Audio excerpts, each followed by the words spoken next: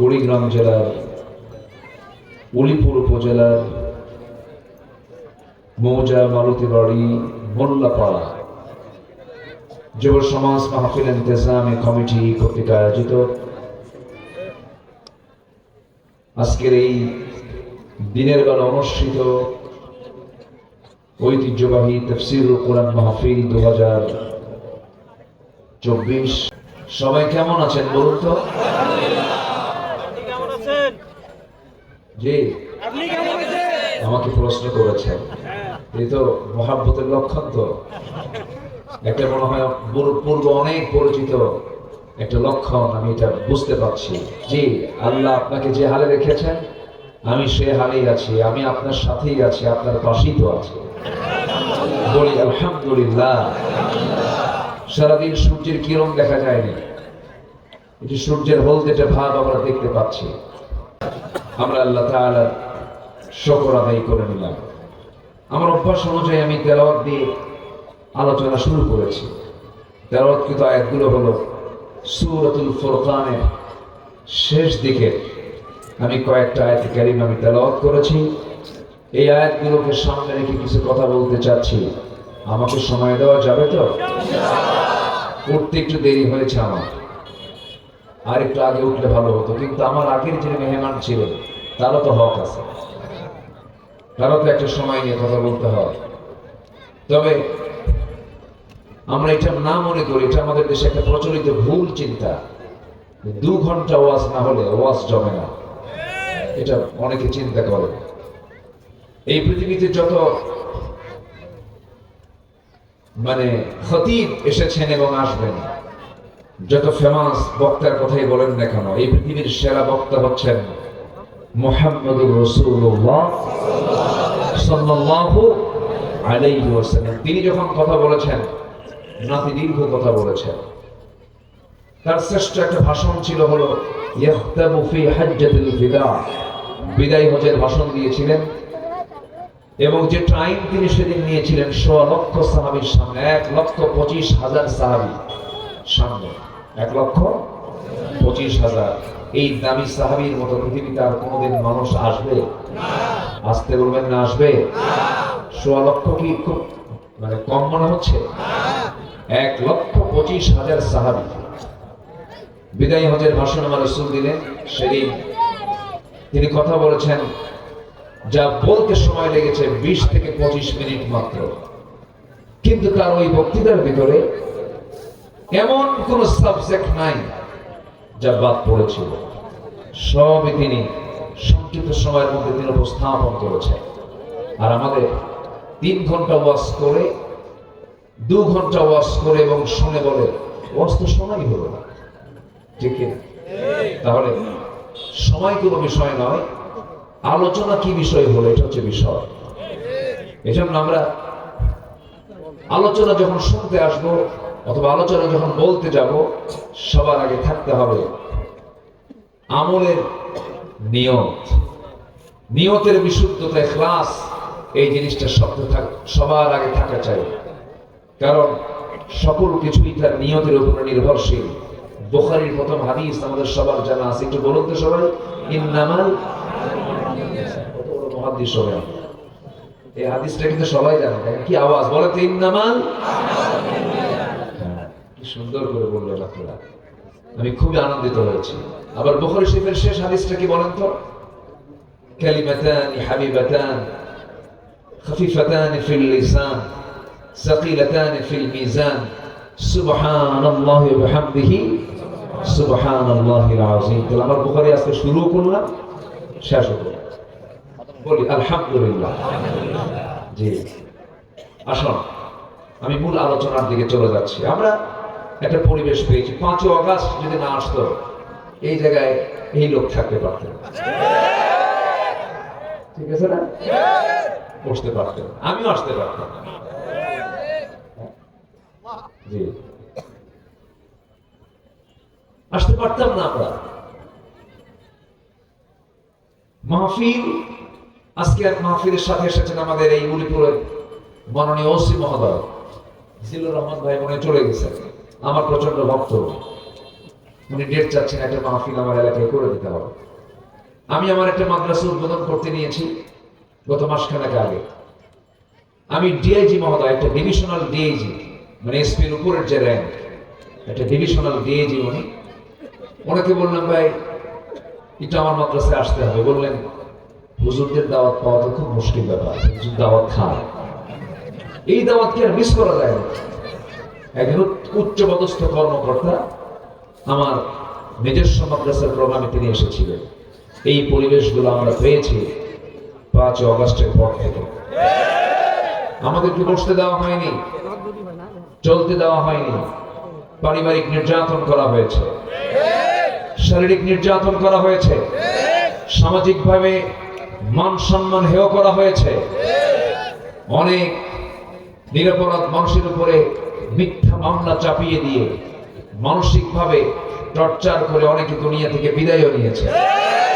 সম্মানিত ভাইয়েরা, একটা পরিবেশ আমরা ফিরে পেয়েছি, এটাকে আমরা বিশাল কিছু মনে করে সামনে আমাদের যে এখনো অনেকগুলো কাজ পড়ে আছে মনজিলে মকসুদে, আমাকে আপনাকে বসতে হবে। যতক্ষণ না পর্যন্ত এই জমিন আল্লাহর দিন কায়েম না হবে, আমাদের বসে থাকার ফুরসত নেওয়ার কোনো সুযোগ।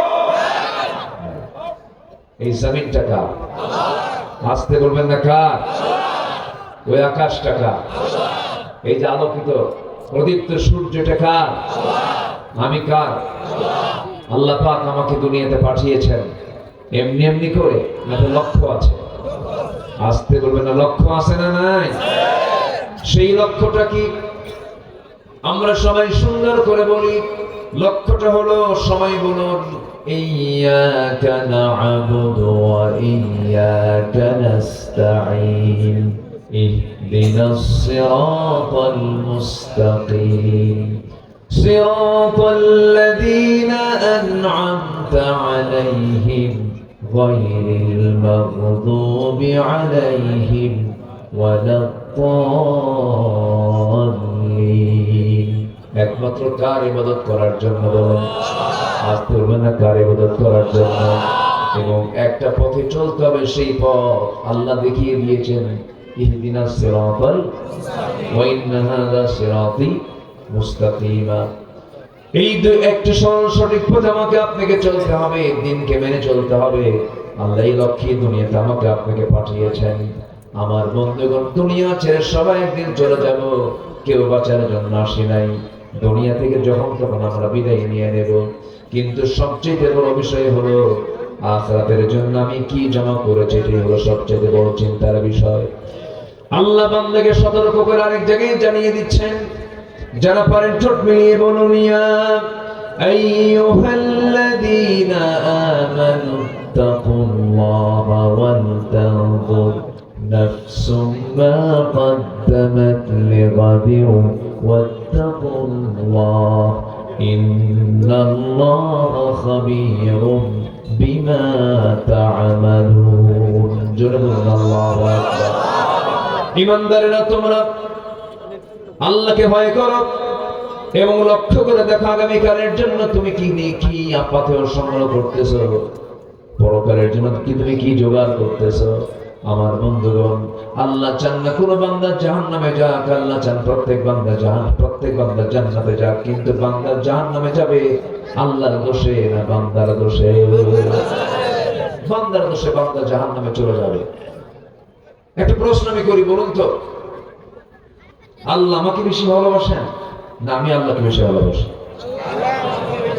অনেকে চিন্তায় পড়ে গেছেন, কি বলি হুজুর, এত চাইলাম আল্লাহরে, আল্লাহ একটা ছেলে সন্তান দাও, আল্লাহ দিলই না, আল্লাহ মানে কেমন বেশি ভালোবাসে?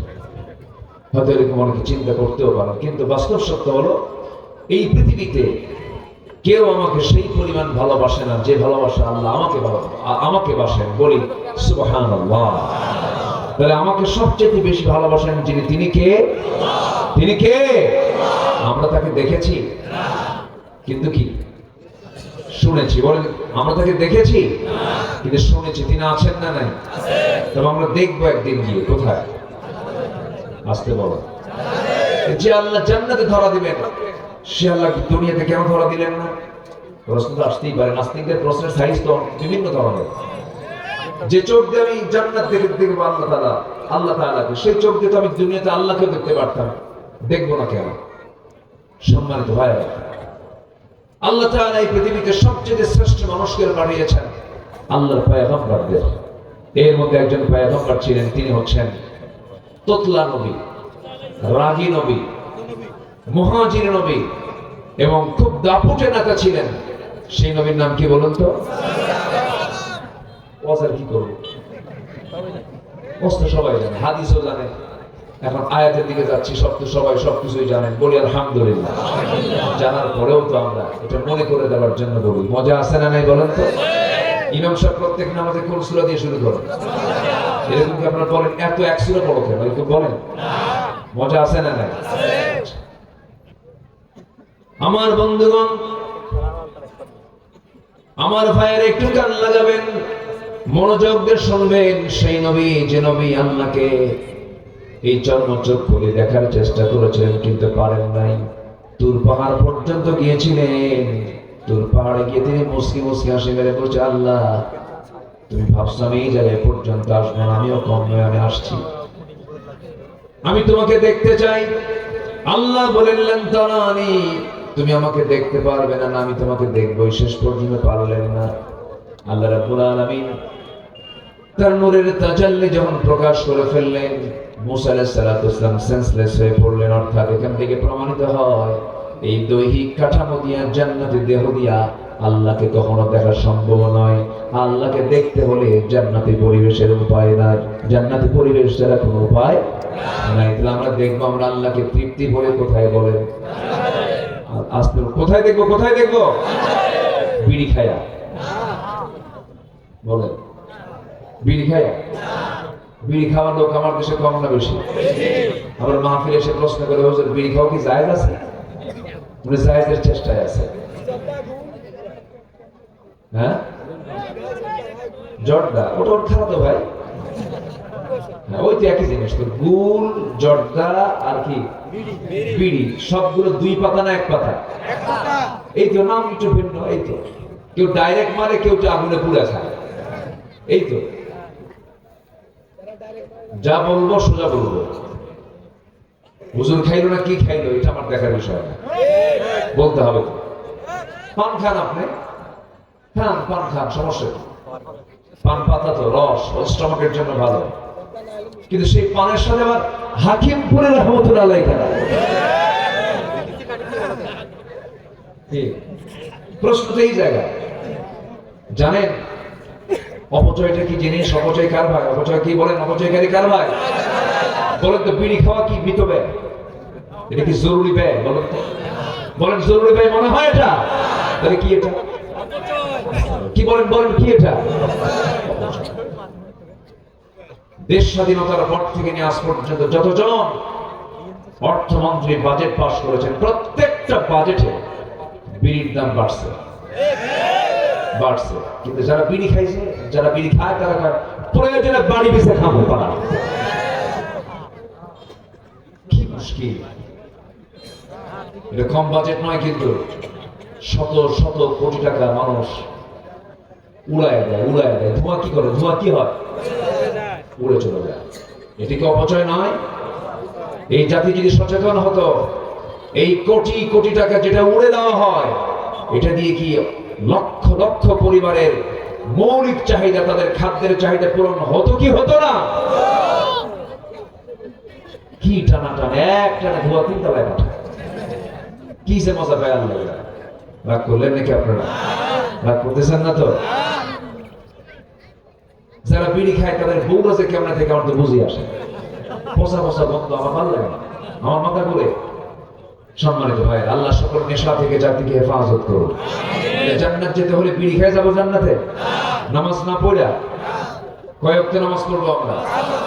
কিন্তু আমার দেশে নামাজি বেশি না বেনামাজি বেশি? বলেন নামাজি না বেনামাজি? বেনামাজি বেশি। কেন? এটা তো হওয়ার কথা ছিল না। যে দেশে 90% মুসলমান, সেই দেশে বেনামাজি কেন বেশি হতো? কেন বেশি হবে? এর মূল কারণ হলো 53 বছর যে নেতৃত্ব আমরা দেখেছি, অধিকাংশ নেতাগুলোই ছিল বেনামাজি। অধিকাংশ নেতাগুলো ছিল বেনামাজি। দলীয় জনসভা, দলীয় প্রোগ্রাম সবকিছু করেছে, নামাজের কোনো আহ্বান করে নাই। কর্মীদেরকে নামাজের কথা বলে নাই। যে দলের নেতা তার কর্মীকে নামাজের কথা বলে না, দ্বীনের কথা বলে না, কোরআন শেখার কথা বলে না। যে দলের নেতা তার কর্মীর হাতে মদের বোতল তুলে দেয়, নারী তুলে দেয়, জেনা তুলে দেয়, ওই সমস্ত নেতৃত্বের মুখে আমরা জুতা মারি, থুতু মারি। সব দেখেছি আমরা। কেউ চালাইছে 25 বছর আমার দেশ, কেউ চালাইছে 16 বছর, কেউ চালাইছে 9 বছর, মঈনুদ্দিন ফখরুদ্দিনরা কয়েক বছর। সব দেখা শেষ। এরা মুসলমান ছিলেন কিন্তু এরা ইসলাম দিয়ে দেশ চালান নাই। অতএব আমরা আগামী দেশ দেখতে চাই, সবাই কোরআনের দেশ রাজি আছেন? কারা কারা হাত?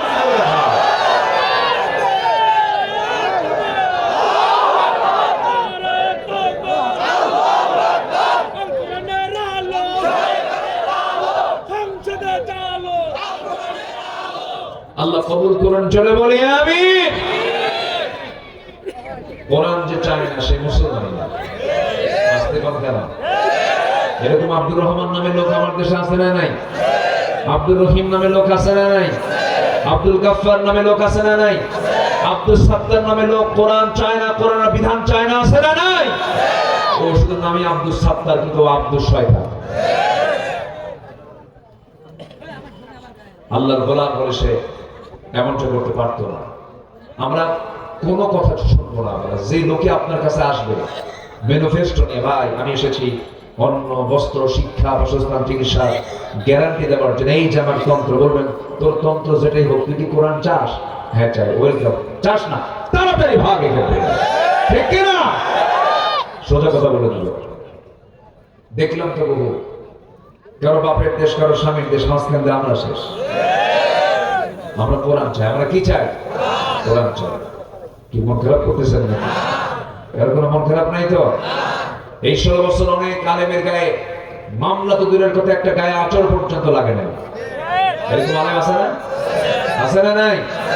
একটা মামলা খায় নাই তারা, গায়ে একটা আচরও লাগে নাই। পান খাইছে, 16 বছর পার করেছে, একটা মামলা তাদের কাঁধে লাগে নাই। কিন্তু যখন পট চেঞ্জ হয়ে গেছে, চোরের মায়ের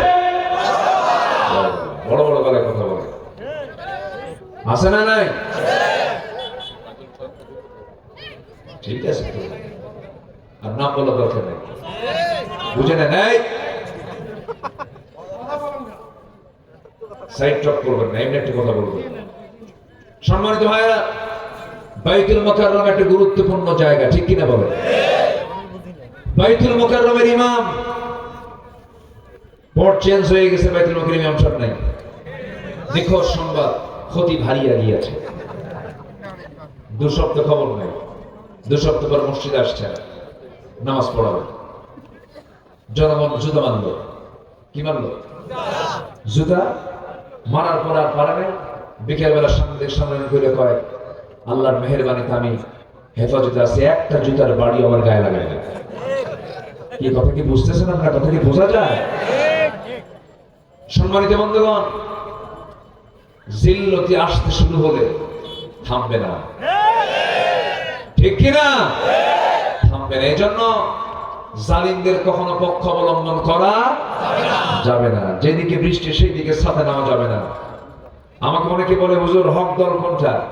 আমি বলি, মাছ তো ঠিকই ছিল, কোনটা পচার কোনটা টাটকা। দুনিয়ার সব তরিতরকারি বাজার করতে পারো, সব কিছু করতে পারো, তুমি টাটকা হক দল তুমি ছিল না। না, ও শুধু প্রশ্ন করে শোনে, হুজুর কোন গ্রুপের? ও ঠিকই ইসলামী দল করে না, কিন্তু ও আরেকটা দল করে, কিন্তু প্রশ্ন করে, হুজুর আপনি কোন গ্রুপ? অর্থাৎ কোন দলটা শ্রেষ্ঠ দল আপনার কাছে মনে হয়? কোনটা হক দল? সাধারণ মানুষ না জানলেও বাতিল কিন্তু ঠিকই হককে চিনতে পারে। সবচেয়ে বেশি চেনে কারা? বাতিলরা। চিনছিল 5 আগস্টের 5-6 দিন আগে।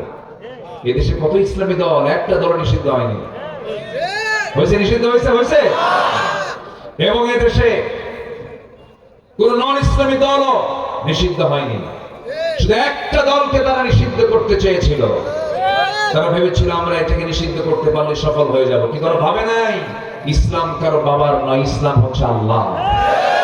ইসলামকে নিষিদ্ধ করতে গিয়ে ওরা নিষিদ্ধ হয়ে গেছে। অঙ্ক বুঝে নেন, অঙ্ক একেবারে ভেঙে দিতে হয় না, অঙ্ক বুঝে নিতে হয়। ক্লিয়ার? আসতে বলে ক্লিয়ার। এতগুলো জীবন দিল আল্লামা সাইদির মতো মানুষকে, তারা কেমনে দুনিয়া থেকে বিদায় করে দিল। ইচ্ছা করলে উনি বলতে পারতেন আমি দল ছেড়ে দিলাম, আমার ছেড়ে দাও, ছেড়ে দাও। ওনাকে প্রস্তাব দেওয়া হয়েছিল আপনি দল ছেড়ে দেন, আপনি রাজকীয় পরিবেশে থাকবেন, আপনাকে মুক্ত করে দেওয়া হবে। তিনি বলেছেন সারেন্ডার করবো আরশ আজিম আল্লাহ তাআলার কাছে। আরশ আজিমের অধিপতি কার কাছে? আল্লাহর কাছে। দুনিয়া থেকে বিদায় নিয়েছেন, বাতিলদের সামনে তিনি মাথা নত করেন না। কিন্তু মাথা নত করার মতো বহু লোক আমার দেশে আছে না নাই? আচ্ছা, এগুলো বুঝে নিতে হবে। আমার দিকে তাকান, আল্লাহ তাআলা বলছেন বান্দা আমি তোমার গুনাহগুলোকে সওয়াব দিয়ে পরিবর্তন করে দেব। এত বিশাল একটা অফার, সুবহানাল্লাহ, এত আসতে বললেন। আল্লাহ কি বলতেছেন? তুমি যা গুনাহ করেছো সমস্ত গুনাহ আমি আল্লাহ সাইয়্যাতকে হাসানাত দিয়ে সওয়াব দিয়ে পাল্টায় দেব। কিছু কাজ করে আসো, সেই কাজগুলোকে আমরা শিখে যাব।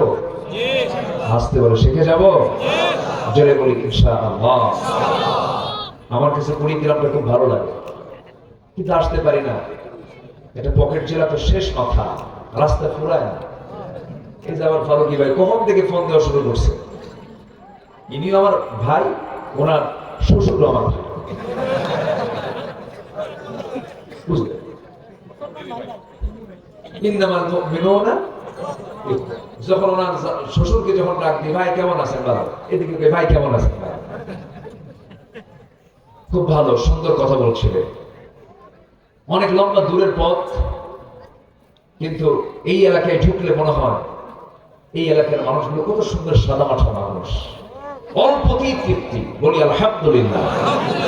কোনো হাই খাই নাই, কোনো টেনশন নাই, খুব সুন্দর নিরিবিলি পরিচ্ছন্ন জীবন। আল্লাহ কবুল করুন, জোরে বলি আমিন। দুই একটা আবু জেহেল তো থাকবে, এটা না থাকলে কি আর খেলা জমে?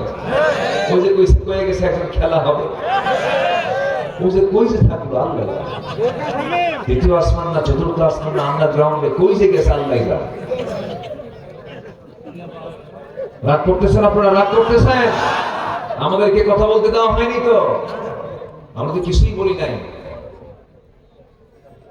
সম্মানিত ভাইরা, 2018 সালে আমাকে ধরা হলো, কোনো কারণ নাই। ধইরা থানায় নিয়ে ওসি সাহেব বলে হুজুর আমি আপনার খুব ভক্ত, বর্ষণী কান্দি, উপায় নেই, চাকরি বাঁচান ফরজ, ধরে আনছে। জেলে যান, নির্বাচন পরে বের হয়ে আসবে। তো বললাম আপনি কেন আমাকে ধরলেন? কি হুজুর চাকরি থাকবে না আমার, চাকরি বাঁচান তো ফরজ আমার। আমি বললাম ইমান বাঁচান নফল। ইমান বাঁচান নফল নাকি? ইমান বাঁচানো ফরজ। ঢুকলাম জেলখানায়, এক মুরব্বী আমার দেখে লম্বা করে সালাম দিয়ে বলে হুজুর আপনি জেলখানায় ঢুকছেন, খুব খুশি হয়েছি। তো বললাম খুশি হলেন কেন? বলতেছে খুশি হব না, আপনার ওয়াজ শুনতে যাই, কত দূরে বসে থাকি, মন এত চায় কাছে যাব, মোসাফা করবো, কোলাকুলি করবো, পারি না। আপনি এত কাছে ধরা পড়ছেন, এর থেকে আনন্দের দিন থাকতে পারে নাকি? থাকে না। দেখাও ঠিক। এরপরে বললাম চাচা আপনার বয়স 85 বছর, এই 85 বছর বয়সে আপনি কেন জেলখানা না দিবি তুই আগে এখানে কেন? বলে যে আমারে মামলা দিছে, কি আমি নাকি বোমা হামলা করছি, বোমা হামলা। বলতেছে বলো তো বাবাজি, এই বুড়া বয়সে আমার এই ভাঙ্গা হাত নিয়ে আমি যদি বোমা মারতে চাই, বোমা কি জায়গা মতো পড়বে না আমার মাথার উপরে পড়বে? এইরকম করে নিরপরাধ মানুষদের উপরে যে অত্যাচার গুলো চালানো হয়েছে, তার ফলাফল হলো আজকের এই ফলাফল। আজকের ফলাফল একটাই, তাদের রোগ ছিল ক্ষমতা ছাড়া যাবে না। তাদের রোগ কয়টা ছিল বলেন? কি ছাড়া যাবে না? ক্ষমতার মালিক কে? ক্ষমতার মালিক কে? ফেরাউনের রোগ ছিল কয়টা?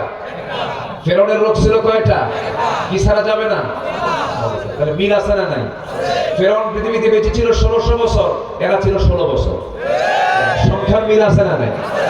সংখ্যার মিল আছে, মানে ছোট ভাই বড় ভাই। যাই বোন ভাই বলতো সব যে কইছে আপনি উনি আবার রূপমা দিয়ে ঠিক করে দিল, যাক সমস্যা নাই। আচ্ছা, তাহলে আল্লাহ পাক কি ওয়াদা করলেন? বান্দা তোমার আমি গুনাহগুলোকে সওয়াব দিয়ে পাল্টায় দেব। জোরে বলি সুবহানাল্লাহ। সে কাজগুলোকে আমরা করতে রাজি আছি। আল্লাহ রাব্বুল আলামিন সূরাতুল ফুরকানের মধ্যে বলছেন, সূরাতুল ফুরকানের ৭০ নম্বর আয়াতে বলছেন, ইল্লা মান তাবা ওয়া আমানা ওয়া আমিলা সালিহান ফাউলাইকা ইউবাদদিলুল্লাহু সাইয়্যাতিহিম হাসানাত ওয়া কানা আল্লাহু গফুরার রহিমা। আল্লাহু আকবার। আল্লাহ বলছেন, বান্দা তবে শোনো, তুমি যদি তওবা করতে পারো, নাম্বার 2 ঈমান আনতে পারো, ওয়া আমিলা সালিহান এবং নেক আমল করতে পারো। 3টা কাজ। এখানে কয়টা কাজ বলেন? সূরা ফুরকান আয়াত নাম্বার ৭০ থেকে আমি তেলাওয়াত দিয়ে শুরু করেছি। 3টা কাজ যদি করতে পারো, 1 নম্বরে তওবা করতে পারো, নাম্বার 2 যদি ভালো করে ঈমান আনতে পারো, নেক আমল যদি করতে পারো, আমি আল্লাহ নিজে ওয়াদা করছি তোমার গুনাহগুলোকে আমি আল্লাহ পাল্টায় দিয়া সওয়াব বানাইয়া দেব। তওবা করব আমরা কার কাছে? ওই যে দুইজন উঠতেছে যাচ্ছে, এই কি যায় কেন?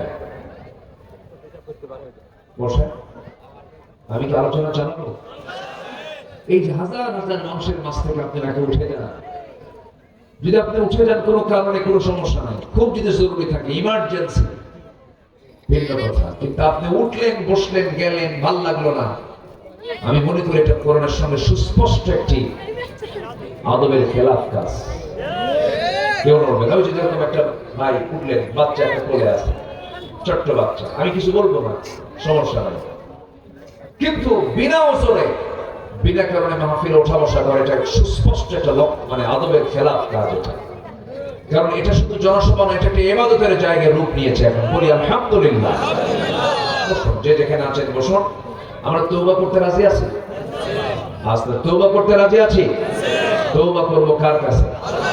আস্তে বলেন, তওবা করব কার কাছে? আমার নবী কি তওবা করেছেন? আস্তে বলেন, আমার নবী কি তওবা করেছেন? কেন? তার তো কোনো গুনাহ ছিল না। তার কোনো গুনাহ ছিল? এরপরে তিনি কি করেছেন? ওয়াস্তাগফিরহু ইন্নাহু কানা তাওয়াবা। আমার নবীজি বলেন, তুবু ইলাল্লাহ ফাইন্নী আতুবু ফিল ইয়াওমি মিআতা মাররা। ও আমার সাহাবীরা, তোমরা আল্লাহর কাছে তওবা করো, আমি রাসূল নিজে সারা দিনে 100 বারেরও বেশি বার তওবা করি।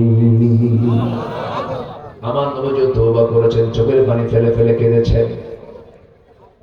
সাইয়েদনা ওমর ফারুক রাদিয়াল্লাহু তাআলা একদিন এক সাহাবীর সামনে বসেছিলেন। সাহাবী একটা হাদিস বর্ণনা করছেন, সেই হাদিসটা শুনলেন, লা ইয়াদখুলুল জান্নাতা, ওই বান্দা জান্নাতে প্রবেশ করবে না যার মধ্যে মিসকাল হাববাতিন মিন কিবার, যে বান্দার মধ্যে যাররা পরিমাণ, অণু পরিমাণ যার মধ্যে অহংকার থাকবে, সে ব্যক্তি জান্নাতের গন্ধ পাবে না, জান্নাতে প্রবেশ করতে পারবে না। এই হাদিস শোনা মাত্রই তিনি ছোট্ট বাচ্চার মতো তিনি হাওমা করে কান্নাকাটি শুরু করে দিলেন।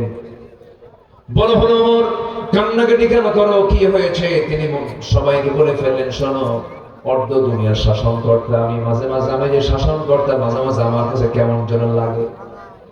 আমি এত বড় একজন লিডার, আমি এত বড় একজন খলিফা, আমি এই জন্য ডুকরে ডুকরে কান্দি। আমার মনে হয় মাঝে মাঝে আমার মধ্যে অহংকার ঢুকে পড়ে, আমি মনে হয় জাহান্নামী হয়ে যাচ্ছি। চোখের পানি ফেলে ফেলে কাঁদতেছেন, শিশুর মতো ডুকরে ডুকরে কেঁদে আকাশের দিকে তাকায় দোয়া করতেছেন, আল্লাহ তাআলা শোনো, তোমার এই দুনিয়ায় যত বান্দা আছে, প্রত্যেকটা বান্দাকে তুমি যদি জান্নাতের ঘোষণা দিয়ে, যদি যে কোনো একটা বান্দাকে যদি জাহান্নামের ঘোষণা দিয়ে দাও, আমার কাছে মনে হচ্ছে এই মুহূর্তে আল্লাহ সব জান্নাতে চলে যাবে।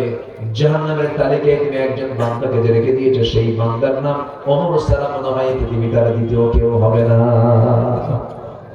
কি পেরেশান তারা ছিল। মুনাফিকের তালিকা আছে এক সাহাবীর কাছে, আমার নবী দিয়েছেন, তার কাছে সকাল সন্ধ্যা মানে ফারুক যেতেন, গিয়ে বলতেন, হুযায়ফা দেখো তো মুনাফিকের তালিকার মধ্যে আমার নামটা কয় নম্বরে আছে। কি দুনিয়া নিয়ে তারা আখিরাতকে নিয়ে তারা পেরেশান ছিলেন, দুনিয়াকে তারা তুচ্ছ করেছেন। সাইয়েদনা আবু বকর সিদ্দিক রাদিয়াল্লাহু আনহু নাম সবাই যে শুনেছেন, সবাই কয় নাম্বার খলিফা বলুন? আজকে বলুন না কয় নাম্বার খলিফা? 1 নাম্বার খলিফা তিনি ছিলেন। আমার বন্ধুগণ, যখন তার খেলাফত আমল চলছিল, তিনি মাঝে মাঝে ঘর থেকে বের হয়ে জনগণকে দেখার জন্য যেতেন। এক রাতে তিনি বের হয়েছেন, খালি পায়ে হেঁটে বের হয়েছেন, খালি পায়ে হাঁটতেছেন। সাইয়েদনা ওমর ফারুকের সামনে তিনি ধরা পড়ে গেছেন। তিনি বললেন, আমিরুল মুমিনিন, এই পাথরের রাস্তায় আপনি খালি পায়ে হাঁটতেছেন কেন? আপনার পাথরের আঘাতে ক্ষত বিক্ষত হয়ে রক্তাক্ত হয়ে যাবেন। আপনি জুতা কেন পড়ছেন এত গভীর রাত্রিতে? আপনি কেন খালি পায়ে চলতেছেন এই জনপদে? সাইয়েদনা আবু বকর বলছেন, ওমর, আল্লাহর নামের কসম করে বলি, আমার পায়ে যদি কোনো খরম জুতা পায়ে দিয়ে হাঁটি, এই খরম জুতার আঘাতে আর ওই সাইডে পাথরের আঘাতে যে আওয়াজ হবে, সেই আওয়াজটা যদি বেশি বড় হয়ে যায়, এই গভীর রাত্রে কোনো আল্লাহর বান্দার কানে যদি জুতা হাঁটার আওয়াজ যদি কানে চলে যায়, যদি তার ঘুম নষ্ট হয়ে যায়, কিয়ামতের দিন ওই নাগরিকের ঘুম কেন নষ্ট হলো, তার জন্য আমাকে আসামির কাঠগড়ায় দাঁড়িয়ে তারা জবাব দিতে হবে।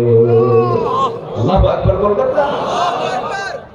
আর এখনকার আতিপাতি নেতা একটু শোডাউন করে, সামনে 50 পিছনে 50 হোন্ডা মোটর সাইকেল নিয়ে স্লোগান দিয়ে দিয়ে আসতেছে। এমন শিক্ষা ইসলাম শিখায় না, ঠিক কিনা? ওমর রাষ্ট্রীয় সফরে বের হয়েছেন মদিনা থেকে। কয়টা উট নিয়ে? 1টা উট নিয়ে বের হয়েছেন। বের হয়ে সাথে একজন সফর সঙ্গে নিয়েছেন, সেই বৃত্ত রওনা করেছেন। মাঝখানে গিয়ে বলতেছে, এই বৃত্ত এদিকে আসো, তুমি আমার উটের পিঠে চড়ো, আমি উটের লাগাম ধরো। লজ্জায় ভেঙে পড়েছেন তিনি। কি বললেন আমিরুল মুমিনিন, আপনি লাগাম ধরবেন, আমি বৃত্ত, আমি উটের পিঠে চড়বো, সম্ভব ব্যাপার? এক ধমক মারলেন, ধমক মেরে বললেন, এই আমি ওমর আর তুমি, তোমার চোখ দুইটা আমার চোখ দুইটা, তোমার কান দুইটা আমার কান দুইটা, তুমি আল্লাহর গোলাম, আমি আল্লাহর গোলাম। কিয়ামতের দিন আমার ব্যাপারে জিজ্ঞাসা করা হবে তোমাকে, তোমার ব্যাপারে জিজ্ঞাসা করা হবে আমাকে। সম্মত শিখতে হবে। বৃত্ত আমি তোমাকে এক নাগাড়ে এতক্ষণ ধরে আমি তোমাকে লাগাম ধরতে দেব না। যা হবে কষ্ট দুজনের সমান কষ্ট হবে, ভাগাভাগি করে আমরা চলে যাব। আল্লাহু আকবার বলবেন না? জোরে বলি আল্লাহু আকবার। প্যালেস্টাইন সফরের ঘটনা এটা। চলে গেছেন জায়গা মতো গিয়ে যখন পৌঁছে গেছেন, রিসিপশনে যখন পৌঁছে গেছেন, সেই সময় একটা কাম উল্টা হয়ে গেছে। উটের পিঠে যে বসে আছে ওটাই হলো গোলাম, আর লাগাম যে ধরে আছে সেটা হলো সব মানে সৌজন্যতা দেখানোর জন্য, সদর সম্ভাষণ জানার জন্য ওমর আসতেছেন, সব নিয়ে চলে গেছে হলো উটের পিঠে যে বসে আছে। ও বলে, আমি তো না, আমি তো ওমর না, কে কো যে লাগাম ধরে আছে ও তো। একটু জোরে বলেন সুবহানাল্লাহ, একটু জোরে বলেন না ভাই সুবহানাল্লাহ। আল্লাহর যারা বান্দা তারা কি অহংকারী হয় না বিনয়ী হয়? অহংকারী হয় না বিনয়ী হয়? ক্ষমতার দম্ভ আছে না নাই? ক্ষমতার অহংকার আছে না নাই? টাকার অহংকার আছে না নাই? চেহারার অহংকার আছে না নাই? যেই অহংকারী হবে সে কোথায় যাবে? জাহান্নামে। আর বিনয়ী বান্দারা কোথায় যাবে? জান্নাতে। আল্লাহ রাব্বুল আলামিন বলেন, وعباد الرحمن الذين يمشون على الأرض هونا وإذا خاطبهم الجاهلون قالوا سلاما والذين يبيتون لربهم سجدا وقياما والذين يقولون ربنا اصرف عنا عذاب جهنم إن عذابها كان غراما إنها ساءت مستقرا ومقاما جرب الله أكبر বিনয়ী বান্দা কারা? জমিনে যারা অহংকার প্রদর্শন না করে, বিনয়ী হয়ে যারা চলে, অত্যন্ত ভদ্রচিত হয়ে যারা চলে, তারাই হল আল্লাহর বিনয়ী বান্দা। জাহিলদের সঙ্গে তর্ক বিতর্ক না করে, এটি হল আল্লাহর বিনয়ী বান্দা। এবং রাত যখন হয়ে যায়, সব বান্দা ঘুমের ভিতরে থাকে, আর আল্লাহর পছন্দের বান্দা যারা, তারা রাত জেগে জেগে চোখের পানি ফেলে ফেলে আল্লাহর দরবারে সেজদায় পড়ে কাঁদে। ও বান্দা, তুমি যদি কান্নার মতো কাঁদতে পারো, চোখের পানি যদি এক ফোঁটা আল্লাহর ভয়ে ফেলতে পারো, তুমি কি জানো 7টা জাহান্নাম, একটা দুইটা নয়, 7টা জাহান্নামের আগুন নিভাইয়া দেবে তোমার চোখের পানি। কারণ যে চোখের পানি আল্লাহর ভয়ে কাঁদবে, সেই পানি, সেই চোখ কখনো জাহান্নাম যেতে পারে না। জোরে বলি সুবহানাল্লাহ। আমরা কাঁদবো কার কাছে? আসতে বলবেন না, কাঁদবো কার কাছে? আল্লাহ বলছেন, বান্দা আমি তোমাদেরকে ক্ষমা করে দেবো, কিন্তু সবাইকে আমি ক্ষমা করবো না। 5 জনকে ক্ষমা করবো। কয়জনকে বলে? 5 জনকে ক্ষমা করবো। আল্লাহ পাক আমাদেরকে এই কাজের আশার তৌফিক দান করুন। জোরে বলি আমিন। আরো জোরে আমিন, আরো জোরে আমিন। এই আলোচনা চালিয়ে যাব, কারণ কোনো সমস্যা নাই তো? সাইয়েদনা আবু বকরের নাম সবাই শুনেছেন না? আখিরাত কেন্দ্রে কি চিন্তা তাদের ছিল, কি ঈমান তাদের ছিল। উনি খলিফা প্রধান ছিলেন, আবার তিনি দোকানদারও ছিলেন। খেলাফতের দায়িত্ব পালন করে নির্দিষ্ট সময় এসে তিনি তার দোকানে বসতেন, ব্যবসা করতেন। এটা হলো পরিবার চালানোর জন্য। কি চালানোর জন্য বলেন? পরিবার চালানোর জন্য। বসে আছেন, এক কাস্টমার এসে বলতেছে, খলিফা আবু বকর, আমার এই কাপড়টা কয়েক মাস আগে আমি কিনেছিলাম তোমার কাছ থেকে, কিন্তু কাপড়টা আমার পছন্দ হয়নি, কাপড়টা তুমি ফেরত নিয়ে নাও। সাইয়েদনা ওমর ফারুক কিচ্ছু বললেন না, ফেরত নিয়ে নিলেন। কাপড়টা ফেরত নিলেন, কাপড়টা ফেরত নিলেন, টাকাটা দিয়ে দিলেন, সব কমপ্লিট হয়ে গেল। কিন্তু যখন ওই লোকটা যখন চলে গেল, ওই কাস্টমার যখন চলে গেল, তার সামনে থেকে ডুকরে ডুকরে কাঁদতেছেন, চোখের পানি ফেলে ফেলে কাঁদতেছেন আবু বকর সিদ্দিক রাদিয়াল্লাহু তাআলা আনহু। সাইয়েদনা আবু বকর যখন কান্নাকাটি করছিলেন, এমন সময় তার সঙ্গে থাকা কিছু দ্বীনি ভাইরা সবাই বলে ফেললেন, আমাদের আমিরুল মুমিনিন, আপনি কান্নাকাটি করছেন কেন, কেন কাঁদতেছেন? সামান্য একটা কাপড় আপনার কাছে ফেরত দিয়ে গেছে, এই ফেরত দেওয়ার পরপরই আপনি কেঁদে ফেললেন, আপনি টাকা ফেরত দিলেন বলে কাঁদতেছেন নাকি? তিনি বলছেন, আল্লাহর নামের কসম করে বলি, আমি এই জন্য কাঁদি না। আমার কান্নার কারণ হলো, আমি এই জন্য কাঁদতেছি, আমি আবু বকর, তোমরা আমাকে প্রথম খলিফা বলো, তোমাদের কাছে আমার সম্মান বড়, আমার মর্যাদা বড়, কিন্তু আমি এই মুহূর্তে চিন্তা করতেছি, আমি যেদিন মরে যাব, কিয়ামত চলে আসবে, হাসরের ময়দান চলে আসবে। হাসরের ময়দানে যখন আল্লাহ তাআলা আমাকে আস্তে করে নাম ধরে ডাক দিবেন, আবু বকর বসুন, এটা মেহরবানি করে বসুন। এর চাইতে আপনি বরকতময় জায়গা কি আশেপাশে পাবেন? কোথায় যাচ্ছেন কেন আপনি? আমরা এখানে নামাজ পড়বো তো, জোরে বলি ইনশাআল্লাহ। এটা কি নামাজের জায়গা নয়? এই জায়গা কি নামাজের জায়গা নয়? জামাতে নামাজ পড়লে কি সওয়াব হবে না? যাচ্ছেন কেন? বসে সামান্য 2 মিনিট সহ্য যদি না হয়, হাসির আপনি 50,000 বছর থাকবেন কেন? একটু বসেন। কত সময় চলে যায়। রাত 3টার দিকে গত 3 বছর আগে আমাকে এক লোক ফোন দিয়ে বলল, হুজুর আমি আপনার খুব ভক্ত আলোচনা, আমি 3টায় উঠছি হুজুর, তাহাজ্জুদ পড়ছি হুজুর, 3:30টায় খেলা আছে বিশ্বকাপ, আমার দল আর্জেন্টিনা যেন জিতে। রাত কয়টার দিকে? 3:30টা। এত সময় যদি এদিক সেদিক ব্যয় করতে পারে, হাটে ঘাটে মাঠে চা চক্রে, এই জায়গায় বসলে তো সব হবে রে ভাই। একটু বসেন, আলহামদুলিল্লাহ। কোন খলিফার কথা বলছিলাম বলেন তো? আবু বকর। ওমর। আল্লাহু আকবার। তিনি হাসরের ময়দানে গিয়ে কি জবাব দিবেন এই চিন্তায় বলছেন, শোনো, আমি কান্নার কারণ কি জানো? এই কাপড়গুলো ফেরত দিয়ে গেছে, এই জন্য আমি কান্দি না। আমি কান্না করছি, আল্লাহ রাব্বুল আলামিন যখন আমাকে হাসরের ময়দানে সবার মধ্য থেকে আমাকে একা ডাক দিয়ে বলবেন, আবু বকর এইদিকে আসো, আমার কাড়ালে নিয়ে যদি আমার আল্লাহ বলেন, আবু বকর এই যে তোমার নামাজ, এই যে তোমার জিহাদ, এই যে তোমার দান, এই যে তোমার সাদকা, এই যে তোমার রোজা, এই যে তোমার যাকাত, একটা ইবাদত একটা কাজ আমার পছন্দ হয় নাই, আবু বকর আমি তোমাকে সব তোমার হাতে ফেরত দিয়ে দিলাম। আল্লাহ যদি আমার সঙ্গে এমনটা আচরণ করে ফেলেন, আল্লাহ যদি আমাদের সমস্ত আমলনামাগুলো ফেরত দিয়ে দেন, আমি আবু বকর সেই দিন কোথায় যাব? এই জন্য আমি কাঁদি। কি পেরেশানি তাদের মধ্যে কাজ করেছে। খেলাফতের দায়িত্ব পালন করতেছেন প্রথম খলিফা, তার ঘরের সঙ্গে একটা ঘর লাগানো ছিল। সেই প্রতিবেশীর মূল মুরব্বী দুনিয়াতে বেঁচে নাই, বুড়ি একজন মহিলা ওই বাড়িতে ছিলেন, তার ছেলেও নাই মেয়েও নাই।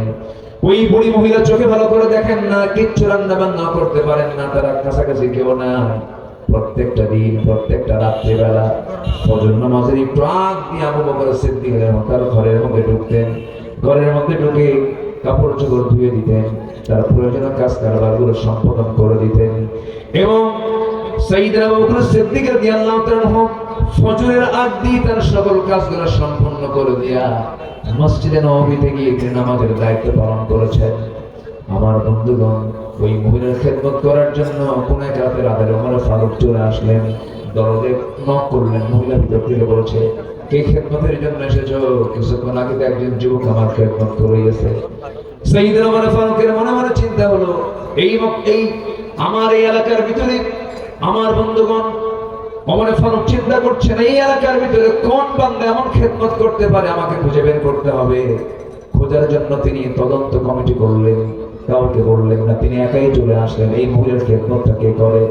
3 দিন 4 দিন ওই বুড়ির মহিলার ঘরের পাশে গিয়ে বসে থাকেন, আর কে আসে ধরতে পারেন না। তৃতীয়তম তিনি ধরে ফেলেছেন, চট করে কে যেন ঢুকতেছে, চট করে হাত ধরে বসলেন, ধরে দেখেন কেউ নন, তিনি হচ্ছেন প্রথম খলিফা আবু বকর।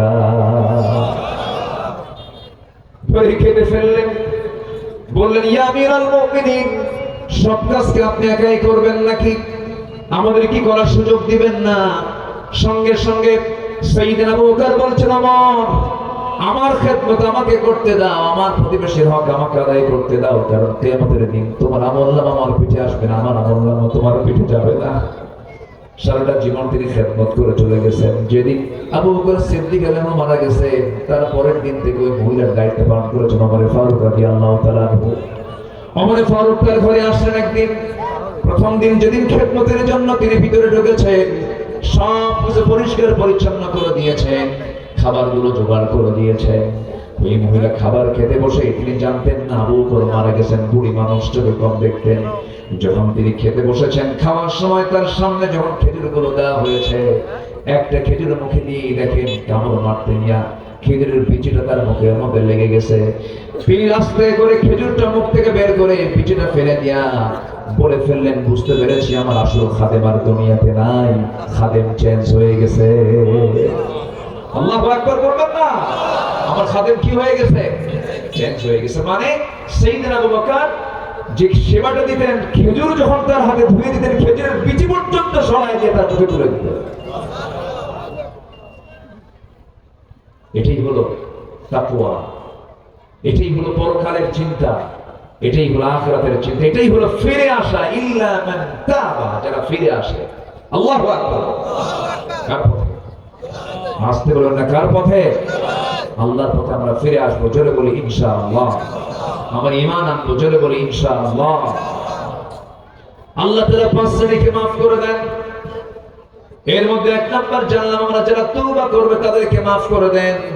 নাম্বার 2 হলো অজ্ঞতাবশত যদি কোনো মন্দ কাজের পর নিজেকে যদি কোনো বান্দা সংশোধন করে নেয়, আল্লাহ রাব্বুল আলামিন তাকে maaf করে দেন। মহান রাব্বুল আলামিন বলেন, ثم إن ربك للذين عملوا السوء بجهالة ثم تابوا من بعد ذلك وأصلحوا إن ربك من بعدها لغفور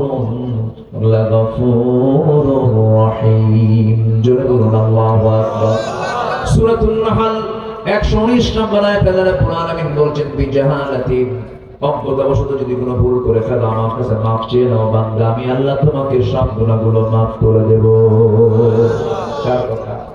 আসতে বলবেন না, কার কথা? তওবা করলে maaf করে দেন তিনি কে? আসতে বলবেন না, কে? আমার বন্ধুগণ, একটা ঘটনার কথা মনে পড়ে গেল। আমার নবীজি তাবুক অভিযানের ডাক দিয়েছেন। কি অভিযানের বলেন? তাবুক অভিযান। তাবুক অভিযান ছিল সবচেয়ে বড় অভিযান। রোমানদের বিরুদ্ধে যুদ্ধ করার জন্য মদিনা থেকে রাসূল রওনা দিয়েছেন। 30,000 সাহাবী নিয়ে। কত হাজার বলেন? জোরে বলেন ভাই, কয় হাজার? সময় তো অল্প, কি করে শেষ করে দেব? আরেকটু চালাই। 30,000 সাহাবী নিয়ে রওনা করেছেন এবং বললেন, কেউ বাদ থাকবে না, এই অভিযানে সবাইকে যেতে হবে। সব নিয়ে চলে গেলেন। যুদ্ধ লাগলো না, কারণ এর আগের রেকর্ড হলো রোমানদের বিরুদ্ধে মুসলিম মুজাহিদরা ছিলেন হলো 3,000, আর ওদের সৈন্য সংখ্যা ছিল হলো 1 লক্ষ। মুসলমানদের বিজয় হয়েছিল। কিন্তু এবার মুসলমানদের সংখ্যাই হলো 30,000। বলেন তাহলে আগের রেকর্ডের হিসাব কি করবে না বলেন? যুদ্ধ হলো না, যুদ্ধ লাগলো না। আমার নবীজি শুধু অভিযান শেষ করে মদিনার দিকে ফিরে আসতেছিলেন। চলে আসলেন, ফিরে ঘরে উঠলেন, চলতেছে সময়গুলো হবে। কিন্তু 3 জন সাহাবী সূরা তওবার মধ্যে আসছে, সূরা তওবার মধ্যে আসছে। কি এটা বলবো বলার শোনার দরকার আছে না নাই বলেন? 3 জন সাহাবী এনারা যুদ্ধে যেতে পারেন না, অভিযানে যাননি তারা। এর মধ্যে সবচেয়ে যিনি লম্বা হাদিসটা বর্ণনা করেছেন কাব বিন মালিক রাদিয়াল্লাহু তাআলা আনহু, তিনি মনে মনে চিন্তা করলেন, কেমনে কি করি? আমি তো ইচ্ছে করেই যাই না, আমি তো গাফলতি করে যাই না, আমি তো অবহেলা করে যাই না, আমার তো একটা ভুল হয়েছে, আমার তো মাফ চাওয়া দরকার। উনি নবীর কাছে গেলেন, নবীর সামনে গিয়ে দাঁড়ালেন। আমার নবীজি মসজিদ নববীর ঠিক মাঝখানে বসে আছেন। এই সাহাবী গিয়ে হাঁটু গেড়ে দিয়ে নবীর সামনে আস্তে করে বসে বলছেন, হুজুর মাফ চাইতে আসছে আপনার কাছে। রাসূল বলেন, তুমি কি ভুল করছো যে মাফ চাইবা? হুজুর আপনি আমাকে যুদ্ধে যেতে বলেছেন, তাবুক অভিযানে যাই নাই। রাসূল বললেন, কেন যাও নাই? গাফলতি করেছি, গড়িমসি করেছি, অবহেলা করেছি। রাসূল বললেন, ও কাব বিন মালিক আর কে যায় নাই? হেলাল বিন উমাইয়া আর কে যায় নাই? মুরাদা বিন রাবিআ। মোট কয়জন হলো? রাসূল বলেন, আর কে? হুজুর আমার জানা নাই। আমার নবীজি সঙ্গে সঙ্গে বললেন, কাব বিন মালিক চলে যাও। আমার নবীজি সঙ্গে সঙ্গে মদিনার মসজিদে তিনি নোটিশ জারি করে দিলেন, সাহাবায়ে কেরামকে বলে দিলেন, ইমার্জেন্সি নোটিশ জারি করে দাও, এই মদিনাবাসীকে জানিয়ে দাও, এই মদিনাবাসীর কোন মুসলমান যেন এই 3টা ব্যক্তির সঙ্গে কোনো প্রকার কথাবার্তা না বলে, মুআমালাত চলবে না, সম্পর্ক চলবে না, সালাম কালাম চলবে না, ব্যবসা চলবে না, নিষিদ্ধ, বয়কট করে দেওয়া হলো। এই সংবাদ যখন কাব বিন মালিকের কাছে চলে গেছে, কাব বিন মালিক রাদিয়াল্লাহু আনহু এই কথা শোনা মাত্রই তার কাছে যেন আকাশ ভেঙে পড়ার মতো হয়ে গেল। দরজার কাছে গেলেন, নিজের বাড়ির দরজার কাছে বউকে লক্ষ্য করে বলছেন, বউ আমার দরজা খুলো। বউ দরজার কাছে সে বলছে, স্বামী আমার দরজা খুলবো না কেন? অবশ্যই দরজা খুলবো, আপনি আমার স্বামী হন, আপনার ঘর, আপনার বাড়ি। কিন্তু আমি এই দরজার সামনে খুলে দিয়ে পিছনের দরজা দিয়ে আমি নিজেই চলে যাব, কারণ যে ব্যক্তির বিরুদ্ধে নবী পর্যন্ত বয়কটের ডাক দিয়েছেন তার সঙ্গে আমি স্বামী হলে আমার সম্পর্ক নাই। আল্লাহু আকবার বলো। মান আহাব্বা লিল্লাহ ওয়া বাগাদা লিল্লাহ ওয়া আতা লিল্লাহ ওয়া নাআ লিল্লাহ ফাকাদ ইসতাকমালা ঈমান। আমার নবীজির এই প্রিয় সাহাবী ঘরের মধ্যে ঢুকতে পারলেন না। বউ তোমার বের হয়ে চলে যাবে, ঘরের মধ্যে ঢুকতে পারলেন না। ঘরের দরজা থেকে তিনি আবার মুখটা ফিরায় নিয়ে বাইরের দিকে আসতেছিলেন। কলিজার টুকরা ফুটফুটে 2টা বাচ্চা, 11 বছর 13 বছর ফুটফুটে বাচ্চা। এই বাচ্চাগুলোকে আদর করেন, প্রত্যেকদিন চুমা দেন, স্নেহ করেন। সেই দিন সন্তানগুলোকে ডাক দিয়ে বলছে, আমার দুলাল রে, আমার আদরের সন্তানগুলো এদিকে আয়। সন্তান বলে, যাব না কেন? রাসূল বয়কট করেছেন, আমরা তোমার সঙ্গে কথা বলবো না। আল্লাহু আকবার বলো। আমার বন্ধুগণ, এরপরে কি হলো? কাব বিন মালিক চোখের পানি মুছতে মুছতে বেকারার হয়ে গেলেন, সেজদা দিতে পাগলের মতো হয়ে গেলেন। হেলাল বিন উমাইয়ার কানে সংবাদ চলে গেছে। তিনি করলেন কি? ঘরের মধ্যে তিনি খুঁজতে লাগলেন দড়ি কোথায়। শক্ত দড়ি তিনি হাতের মধ্যে নিলেন। মদিনার মসজিদের সামনে কয়েকটা খুঁটি ছিল, যেটা মজবুত খুঁটি, সেই খুঁটির সঙ্গে দড়িটার এক প্রান্ত লাগায় দিলেন, আর এক প্রান্তে স্বহস্তে নিজের 2 হাত বেঁধে ফেলে বলছেন, হেলাল রে, তোর চাইতে বড় আসামি এই দুনিয়াতে নাই, কারণ যার বিরুদ্ধে অবরোধের ডাক দিয়েছেন, বয়কটের ডাক দিয়েছেন স্বয়ং রাসূল। চোখের পানি ফেলতে ফেলতে বেকারার হয়ে যাচ্ছেন কাব বিন মালিক। হেলাল বিন উমাইয়া, তাফসীরে এসেছে হেলাল বিন উমাইয়ার 2টা হাত এত লম্বা সময় বাঁধিয়ে রেখেছিলেন, তিনি নিজেই হাতের ওই জায়গা পর্যন্ত ঘা হয়ে গিয়েছিল। চোখের পানি ফেলে ফেলে কাঁপতে কাঁপতে শরীরটা শুকায় গিয়েছিল। প্রায় দীর্ঘদিন যখন চলে গেল, ওইদিকে মুরাদা বিন রাবিয়ার কানে সংবাদ চলে গেছে, পাহাড়ি এলাকায় চলে গেছে। সেজদার মধ্যে পড়ে পড়ে কাঁদেন, রোনাজারি করেন, তওবা করেন। এই 3 ব্যক্তির চোখের পানি আল্লাহর দরবারে এক পর্যায়ে মঞ্জুর হয়ে গেছে, কিন্তু আমার নবী তাদেরকে বয়কটের ডাক দিয়েছেন। এখন একটা প্রশ্ন হলো, আপনাকে বলি ভাইয়েরা, যে যুদ্ধে রাসূল গিয়েছিলেন 30,000 সৈন্য নিয়ে, সেই যুদ্ধ কি সংগঠিত হয়েছিল? আসলে হয়েছিল না। আর সংখ্যা কি একেবারেই কম নাকি? কত হাজার? যায় নাই কয়জন? মাত্র 3 জন। মাত্র 3 জন গেল না, আবার ওই যুদ্ধ সেখানে সংগঠিত হলো না। কিন্তু আমার নবীজি ইচ্ছা করলে বলতে পারতেন, ঠিক আছে যেতে পারো না, এই যুদ্ধই তো হয় না। অথবা মাত্র এতগুলো সাহাবীর মধ্যে তোমরা 3 জন মাত্র যায় না, যাও নাই, ছেড়ে দিলাম, মাফ করে দিলে ছাড়ছেন নাকি রাসূল? ছাড়েন নাই। কেন গেলে না? কেন তুমি গরিমসি করলে? কেন তুমি অবহেলা করলে? এই চিন্তা মাথায় নিয়ে আমার নবীজি শক্ত অবস্থানে চলে গেলেন। দীর্ঘদিন চলে যাওয়ার পর 40 দিন যখন পার হয়ে গেছে, আমার নবীর কাছে ওহী নাযিল হয়ে গেছে। নবীর কাছে ওহী নাযিল হলো আলা সালাসাতিল্লাযীনা খুলিফু, হে রাসূল ওই 3 জন সাহাবী যারা পিছনে ছিলেন, আপনি যদিও তাদেরকে বয়কটের ডাক দিয়েছেন, কিন্তু আরশের মালিক আল্লাহ রাব্বুল আলামিন ইল্লা মান তাবা, যারা ফিরে আসবে, ওয়া আমানা ওয়া আমিলা সালিহান। অতএব ওই 3 জন সাহাবী যখন তওবা করে নিয়েছে, তাদের তওবা আল্লাহর দরবারে মঞ্জুর হয়ে গেছে। ইয়া রাসূলুল্লাহি আয়াত নাযিল যখন হলো নবীর কাছে, ওয়া আলা সালাসাতিল্লাযীনা খুলিফু, আমার নবীর আনন্দ দেখে কে? আমার নবী চিৎকার মেরে বলছে, ওমর তুমি কোথায়? তাড়াতাড়ি আসো, আমার কাব বিন মালিকের পক্ষে আয়াত নাযিল হয়ে গেছে। আমার নবীজি খুশি হয়ে গেলেন। আমার নবীজি খুশি হয়ে বলছেন, কাবকে তাড়াতাড়ি আমার কাছে নিয়ে আসো। দরজার কাছে ওমর ফারুক বলছেন, কাব বিন মালিক তুমি বাড়িতে আসো নাকি? এদিকে আসো। ভিতর থেকে বউ জবাব দেয়, যে লোকের খবর রাসূল রাখে না, সে লোকের খবর আমিও রাখি না। ওরে কাব বিন মালিকের স্ত্রী, আল্লাহ তাদের তওবা কবুল করে নিয়েছেন। কাব বিন মালিক যখন চলে গেছেন নবীর সামনে, আমার নবীজি তাকে জড়ায় ধরলেন। জড়িয়ে ধরে বলছে, কাব বিন মালিক আমি তোরে মাফ করে নাই, কিন্তু আমার আরশের মালিক আল্লাহ তাআলা তোরে মাফ করে দিয়েছেন। জোরে বল সুবহানাল্লাহ। কিসের কারণে? আসলে কিসের কারণে? কিসের কারণে? তওবা করার দরকার আছে না নাই? এখান থেকে একটা শিক্ষা হলো, দিন কায়েমের পথে একামত দিনের জন্য কোনো অলসতা করার কোনো সুযোগ আসতে হলো। সুযোগ নিলে আল্লাহ ধরছেন না, রাসূল ধরছেন না, ধরে ফেলেছেন। কি কষ্ট পাচ্ছেন নাকি আপনারা? আমার ভাইয়েরা, আল্লাহ তাআলা 5 জনকে মাফ করে দিবেন। 1 নাম্বার হলো আমরা শিখলাম তওবা। নাম্বার 2 হলো অজ্ঞতাবশত কোনো মন্দ কাজের দিকে যাওয়ার পরে সে যদি সংশোধন হয় না, আল্লাহ পাক তাকে মাফ করে দেন। নাম্বার 3 হলো নেককার ইমানদারদের জন্য আল্লাহ রাব্বুল আলামিন ক্ষমার ওয়াদা করেছেন। ক্ষমার কি করেছেন? ওয়াদা করেছেন, প্রমিস করেছেন। মহান রব্বুল আলামিন বলেন, ওয়া'আদাল্লাহুল্লাযীনা আমানু ওয়া আমিলুস সালিহাতি লাহুম মাগফিরাতুন ওয়া আজরুন আযীম। জোরে বলুন আল্লাহু আকবার। সূরাতুল মায়েদা আয়াত নাম্বার 9। ঈমান যারা আনবে এবং আমলে সালেহ যারা করবে, আমি আল্লাহ ওয়াদা করছি তাদের জন্য ক্ষমা রয়েছে, তাদের জন্য মহা পুরস্কার রয়েছে। জোরে বলি সুবহানাল্লাহ। আমার বন্ধুগণ, আমলের পাল্লায় গুনাহ বেশি দরকার না নেক বেশি দরকার? গুনাহ বেশি দরকার না সওয়াব বেশি দরকার? এই জায়গায় যারা বসে আছেন তাদের কি গুনাহ নাই? আছে। গুনাহ নাই? আমার, আপনার, এনার, ওনার, এনার, সবার কি ভাই কম আছে না নাই? কম হোক বেশি হোক, আছে না নাই? ফেরেশতার আছে? ফেরেশতার নাই। কেন? ফেরেশতার গুনাহ করবে, গুনাহ করার যোগ্যতাই নাই। কামনা বাসনা ব্যবসা বাণিজ্য কিচ্ছু নাই, এই জন্য তার কোনো গুনাহ হওয়ার সুযোগও। কিন্তু আমার গুনাহ করার সুযোগ আছে না নাই? গুনাহ করার সুযোগ থাকার পর আমি যদি গুনাহ না করি, তখন আমার দাম হয়ে যাবে ফেরেশতার চেয়ে বেশি দাম।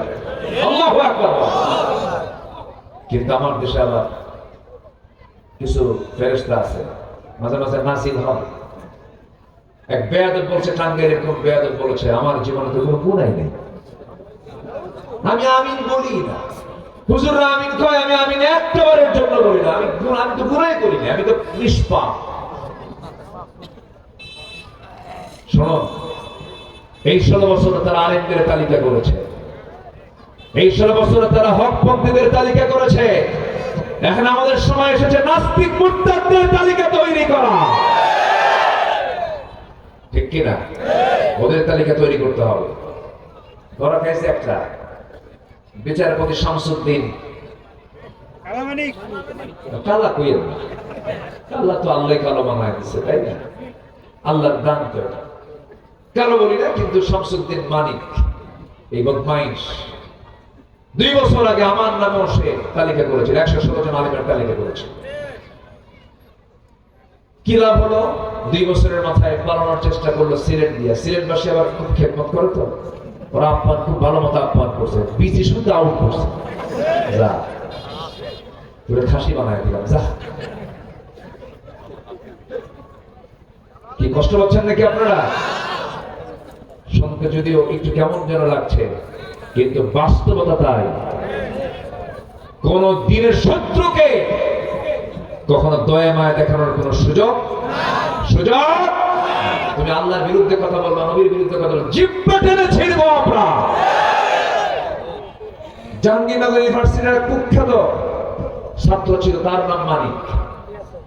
সে 100 জন নারীর জীবন নষ্ট করে ধর্ষণের সেঞ্চুরি করে মিষ্টি বিতরণ করেছিল। এই কুলাঙ্গার গুলো এখনো আছে, এদেরকে ধরে প্রকাশ্যে ঝুলায় মেরে রক্ত মাংস হাড় হাড্ডি কুত্তা বিলাই দিয়ে খাওয়ানো দরকার। রাজি আছেন কারা কারা? হাত উঁচু করে দেখা।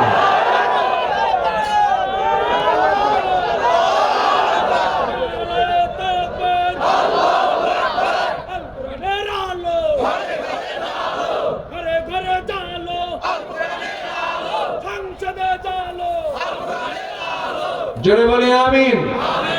সম্মানিত ভাইরা, নাম্বার 4, আল্লাহ কয়জনকে মাফ করেন? বলেন কয়জনকে?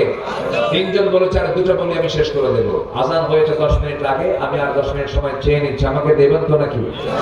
কারো কোনো রাগারাগি নাই তো? কারো কোনো সমস্যা নাই তো? আসর নামাজ পড়ার দরকার নেই, আওয়াজ কিন্তু কমে গেছে, পড়ার দরকার আছে?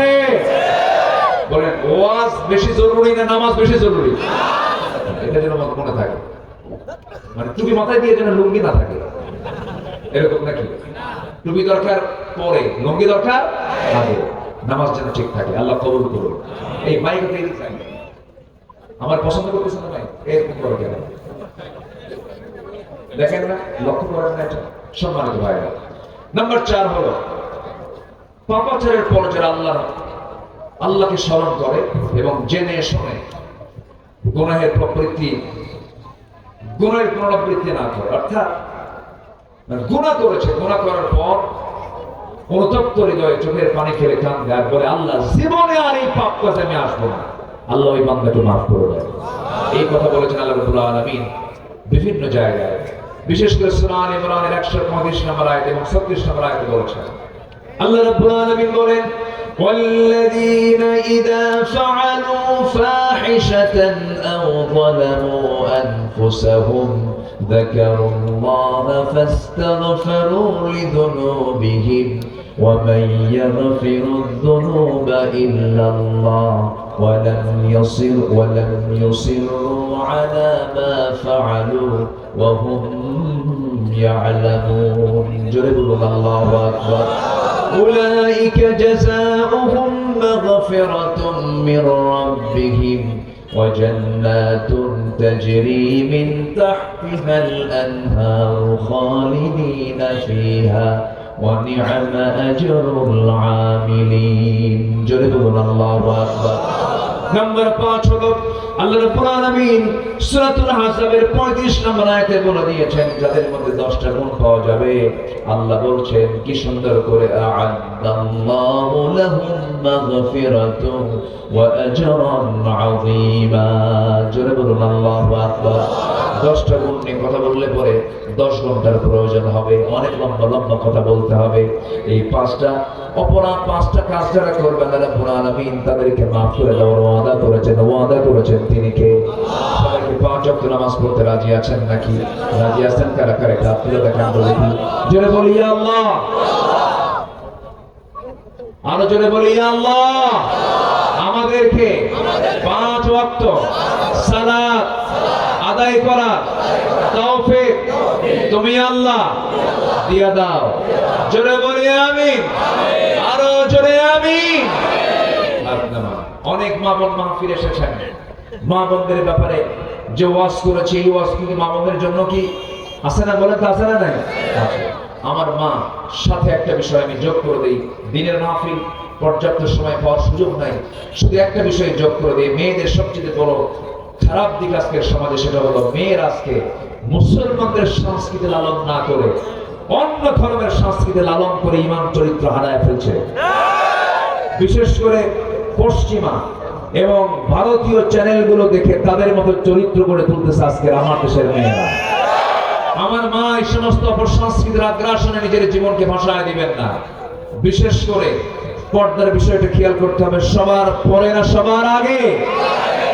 দুলাভাইয়ের সঙ্গে দেখা করা জায়েজ নাই, দেখা করা জায়েজ আছে? দুলাভাইয়ের সঙ্গে দেখা করা জায়েজ নাই। দুলাভাই যদি হোন্ডাই তোলে, কিছু কিছু দুলাভাই আছে শাড়িতে হোন্ডাই তোলে, কিন্তু বউরে হোন্ডাই তোলে, এরকম দুলাভাই কিছু বদমাইশ আছে না? পিছনে দুলাভাই শাড়িকে উঠায় নেয়, শাড়ি এখন মনে মনে চিন্তা করে আমার বড় বোনের হাজবেন্ড না করি কেন হোন্ডাই চলে। তো মাঝখানে একটা গ্যাপ রাখে যে দুলাভাই মানুষ গায়ের সঙ্গে গা লাগলে কেমন হয়। সামনে যায় দুলাভাই এমন ব্রেক মারে, এক ব্রেকে গ্যাপ আছে না নাই? অতএব চান্স দেওয়ার সুযোগই দেওয়া যাবে না। বেড়াই কিন্তু খেত খায়, বেড়া খেত খায়, মানে কাছের মানসিক ক্ষতি করার সম্ভাবনা বেশি থাকে। এই জন্য পর্দার বিষয়ে সবচেয়ে সর্বোচ্চ সজাগ আপনি স্বামী হিসাবে, আপনি ভাই হিসাবে, আপনি বাবা হিসাবে, আপনি বড় ভাই হিসাবে আছে না নাই? আল্লাহ পাক আমাদের সবাইকে সতর্ক সজাগ থাকার তৌফিক সবাইকে দান করুন। আমাদের সবচেয়ে বড় চ্যালেঞ্জ হলো জাহান্নাম থেকে বেঁচে জান্নাত পাওয়া। আগে জাহান্নাম থেকে বাঁচতে হবে। তো জাহান্নাম থেকে বাঁচার জন্য যে কাজগুলো আমি আজকে শিখিয়ে দিলাম, আল্লাহ তাআলা 5 মিনিটে মাফ করবেন। এই গুণগুলো আল্লাহ তাআলা আমাদের জীবন অর্জন করার তৌফিক দান করুন।